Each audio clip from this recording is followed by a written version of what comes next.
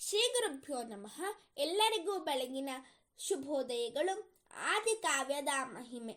ಧರ್ಮ್ಯಂ ಯಶಸ್ಯಾಮಾಯುಷ್ಯಂ ರಾಜ್ಯಾಜ್ಞಂ ಚ ವಿಜಯಾವಹಂ ಆದಿಕಾವ್ಯಮಿದಂ ಚಾಶುಂ ಪುರಾ ವಾಲ್ಮೀಕಿನಾ ಕೃತಂ ಕುಟುಂಬವೃದ್ಧಿಂ ಧನಧಾನ್ಯವೃದ್ಧಿಂ ಶ್ರೀಯಶ್ಚ ಮುಖ್ಯ ಸುಖಮುತ್ತಮಂ ಚ ಶ್ರುತ್ವಾ ಶುಭಂ ಕಾವ್ಯಮಿದಂ ಮಹಾರ್ಥಂ ಪ್ರಾಪ್ನೋತಿ ಸರ್ವಾಂ ಭುವಿ ಚಾತ್ರ ಸಿದ್ಧಿಂ ಆಯುಷ್ಯಮಾರೋಗ್ಯಕರಂ ಯಶಸ್ಯಂ ಸೌಭಾತೃಕಂ ಬುದ್ಧಿಕರಂ ಶುಭಂ ಚ ಶ್ರೋತವ್ಯಮೇತ ನಿಯಮೇನ ಸದ್ಭಿಃ ಆಖ್ಯಾನಮೋಜಸ್ಕರ ಮೃದ್ಧಿಕಾಮೈ.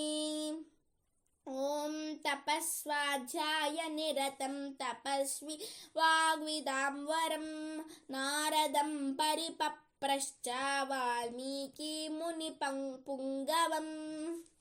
ಈ ವಾಲ್ಮೀಕಿ ರಾಮಾಯಣವು ಆದಿಕಾವ್ಯವೂ ಆಶ್ರಕಾವ್ಯವೂ ಆಗಿರುತ್ತದೆ. ಇದನ್ನು ಓದುವುದರಿಂದ ಕೇಳುವುದರಿಂದ ಸಕಲ ಮಾನವರಿಗೂ ಧರ್ಮಾಭಿವೃದ್ಧಿಯೂ ಕೀರ್ತಿವೃದ್ಧಿಯೂ ಆಯುಷ್ಯಾಭಿವೃದ್ಧಿಯೂ ಉಂಟಾಗುತ್ತದೆ. ರಾಜರಿಗೆ ವಿಜಯವೂ ಉಂಟಾಗುತ್ತದೆ. ಕುಟುಂಬ ಅಭಿವೃದ್ಧಿಯೂ ಧನಧಾನ್ಯ ವೃದ್ಧಿಯೂ ಉಂಟಾಗುತ್ತದೆ. ಸ್ತ್ರೀಯರಿಗೆ ಉತ್ತಮವಾದ ಫಲಗಳಾಗುತ್ತವೆ.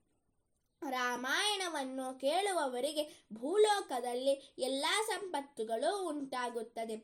ಆಯುಷ್ಯವೂ ಆರೋಗ್ಯವೂ ಯಶಸ್ಸು ಸೌಭ್ರಾತೃತ್ವವೂ ಉಂಟಾಗುತ್ತದೆ. ಶುಭವಾದ ಬುದ್ಧಿಯೂ ಉಂಟಾಗುತ್ತವೆ. ಸಕಲ ಸಂಪತ್ತನ್ನು ಬಯಸುವಂತ ಮಾನವರು ಪವಿತ್ರವಾದ ಹಾಗೂ ಶ್ರೇಷ್ಠವಾದ ಈ ವಾಲ್ಮೀಕಿ ರಾಮಾಯಣವೆಂಬ ಆದಿಕಾವ್ಯವನ್ನು ಶ್ರದ್ಧಾಭಕ್ತಿಯಿಂದ ಶ್ರವಣ ಮಾಡಬೇಕು. ಈ ರಾಮಾಯಣ ಕಾವ್ಯವನ್ನು ಶ್ರದ್ಧೆಯಿಂದ ಓದುವವರಿಗೆ ಶ್ರೀರಾಮನು ಸಕಲ ವಿಧವಾದ ಸಂಪತ್ತುಗಳನ್ನು ಅನುಗ್ರಹಿಸುತ್ತಾನೆ ಹಾಗೂ ಸುಪ್ರೀತನಾಗುತ್ತಾನೆ. ಪ್ರವ್ಯಾಹರತ ವಿಸ್ತ್ರಭ್ಯಂ ಬಲಂ ವಿಷ್ಣು ಪ್ರವದ್ಯತಾಂ. ಶ್ರೀರಾಮ ಜಯ ರಾಮ ಜಯ ಜಯ ರಾಮ.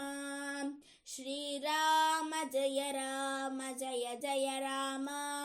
ರಾಮಾಯ ರಾಮಭದ್ರಾಯ ರಾಮಚಂದ್ರಾಯ ವೇಧಸೆ ರಘುನಾಥಾಯ ನಾಥಾಯ ಸೀತಾಯ ಪತಯೇ ನಮಃ.